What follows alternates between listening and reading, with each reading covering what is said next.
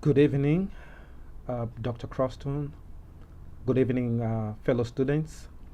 My name is Francis Kasonde, and this is my final presentation for this class, the PS 615 course. This is my oral defense, uh, and I'll be talking about women's rights within Islamic tradition in northern Sudan and women in contemporary Islamic society in Iran. However, at this juncture, before I begin my presentation, I want to take time to pass my gratitude to Dr. Crosston, my professor. I want to thank you, sir, for your academic guidance, for your insurmountable wisdom. I say thank you for being there, to guide me. And I believe even for the rest of the students, I just want to say I'm honored to be in your class. It is such a rare privilege that I believe men would want to be under such a knowledgeable professor like you. Again, sir, I say thank you. And I believe that this is not the end because I believe that I will still call upon you whenever I need academic guidance. Therefore, I'm honored, and I say thank you. Coming back to the topic for this evening, women's rights within Islamic tradition in northern Sudan and women in contemporary Islamic society in Iran. First, I want to start by saying that tradition itself is existing knowledge. And when you talk about existing knowledge, you are talking about the way people have lived life from the very conception of life, from the very times of creation.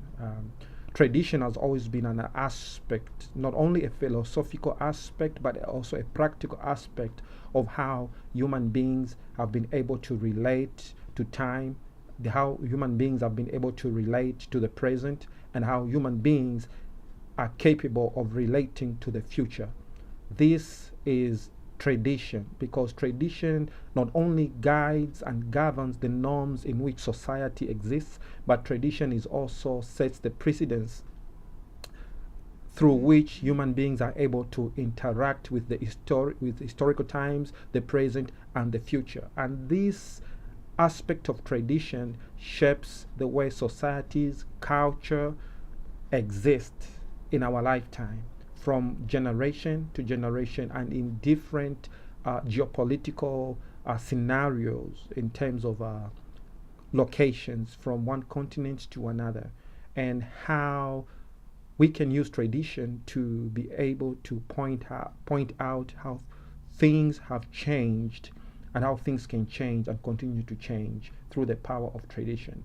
And at the same time, we need to realize that tradition can be a setback in one form or another, especially when people, uh, when humankind seem to hold on to certain aspects of tradition that they embrace for historical times, that they are not able to penetrate into the new civilized society that can kind of like draw people back.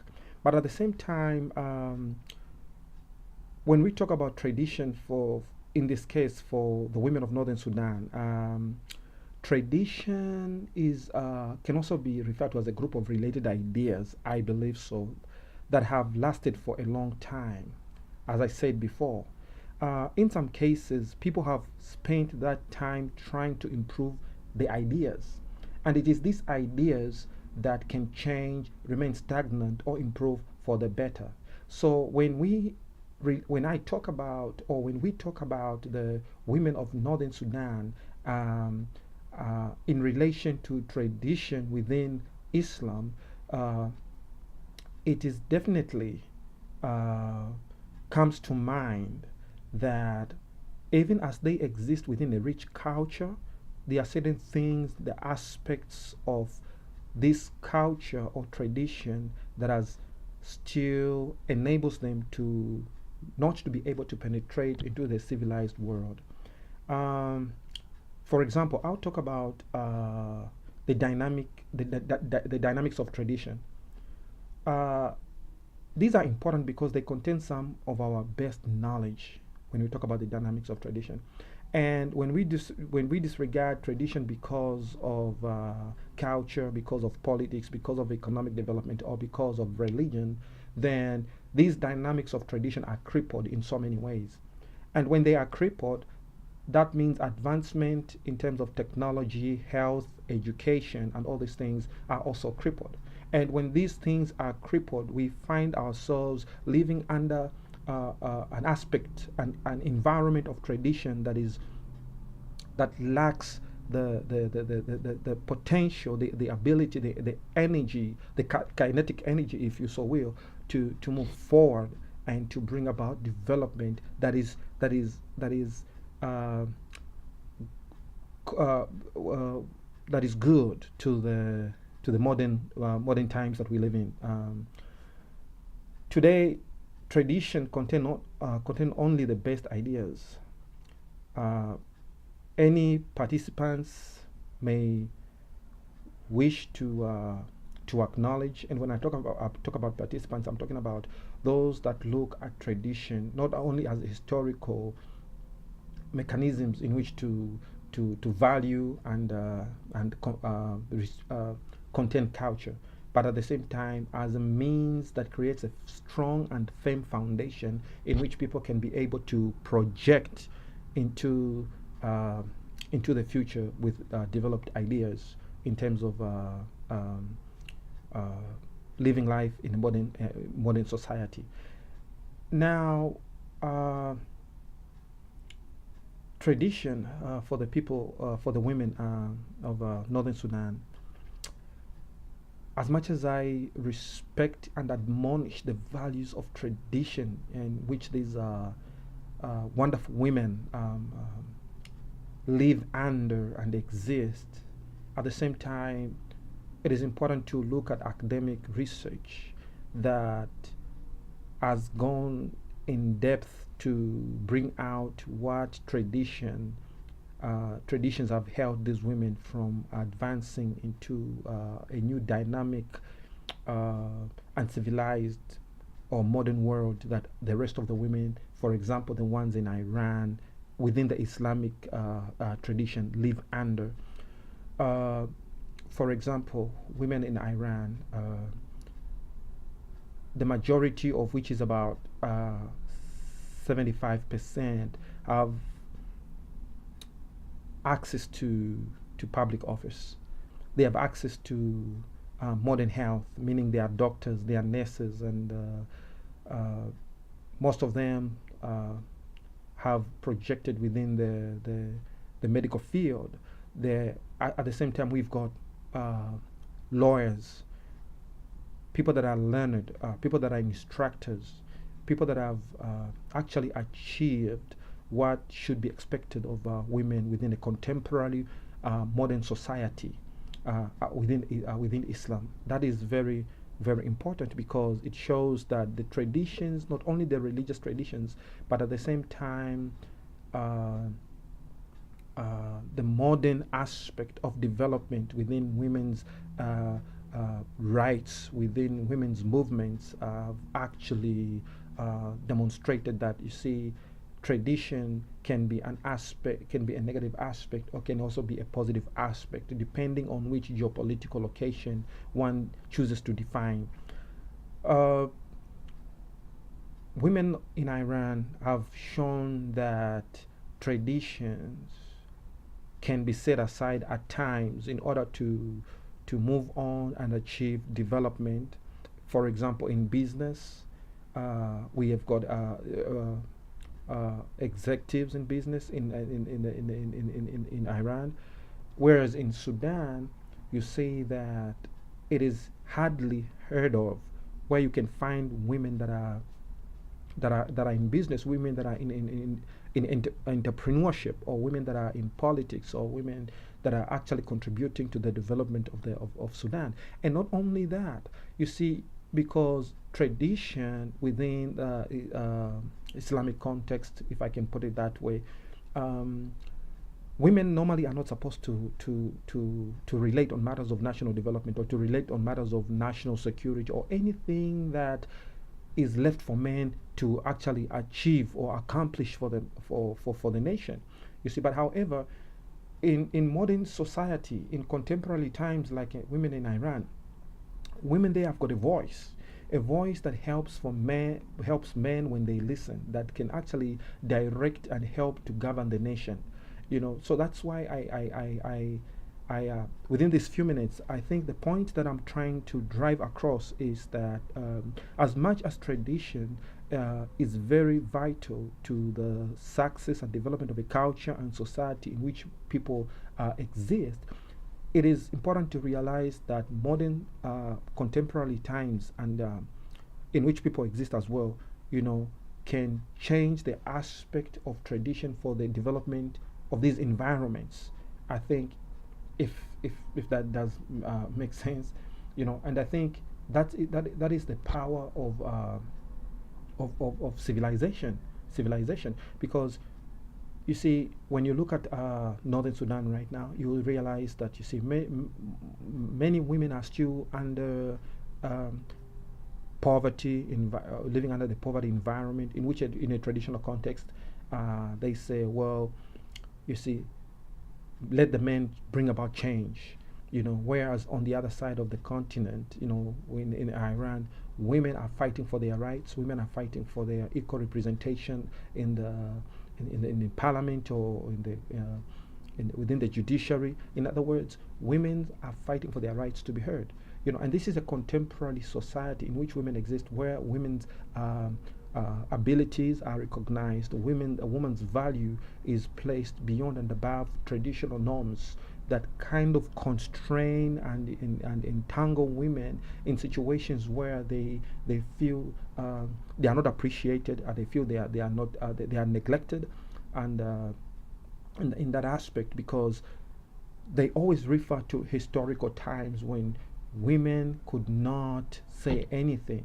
However, times are changing where women are supposed to be supported. Women are supposed to live according to the changing times. Women are supposed to be business executives. They're supposed to be in the medical field. They're supposed to be lawyers, and they're supposed to be even presidents or people, leaders of countries. And these are modern times that we see that are research and the scholastic findings point out to women in Iran, But however, because of tradition, the northern country of the Northern Africa country of Sudan, still remains under the bondage of impoverished women, uneducated women, women who deserve a better chance, a better start, a better go at life, But however, because of tradition that comes in different forms, whether it be culture-wise or religious-wise or any other form of tradition that seems to bind these women, it needs it's quite challenging for this country, and I think this is the reason why it is very difficult for women living in northern Sudan to develop new ideas, for their own development, to improve their future. It's very difficult for them, and I think the other thing that one can consider the traditional aspect is the knowledge in traditions can be intimidating, because there is so much negative knowledge about tradition and what women should and shouldn't do.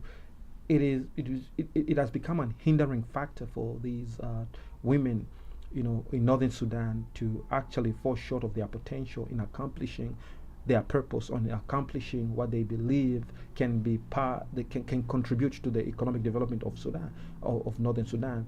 For example, the one when it comes to conflict analysis that can help bring about the war, the civil war to an end in Darfur.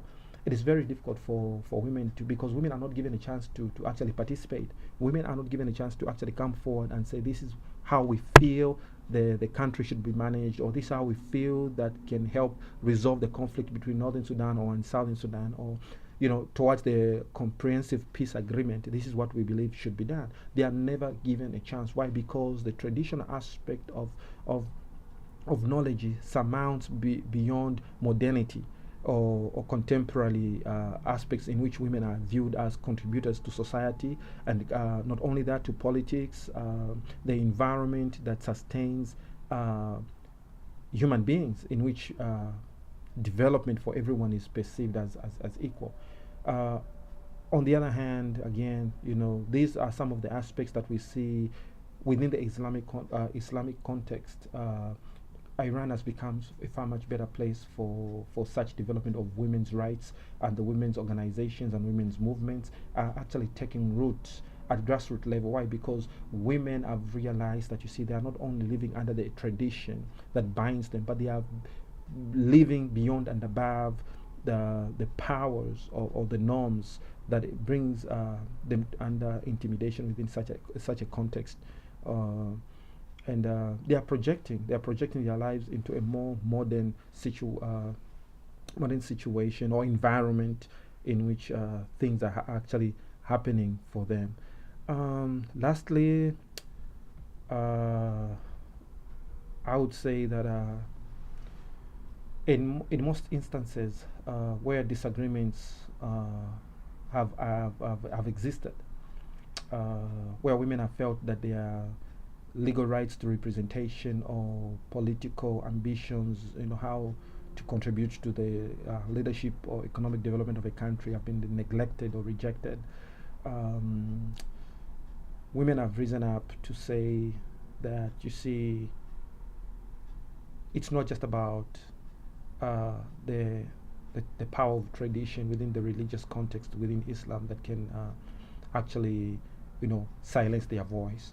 Women in Iran have risen up to say, as much as we respect as much as women respect their religious traditions and background and culture and everything that supports it,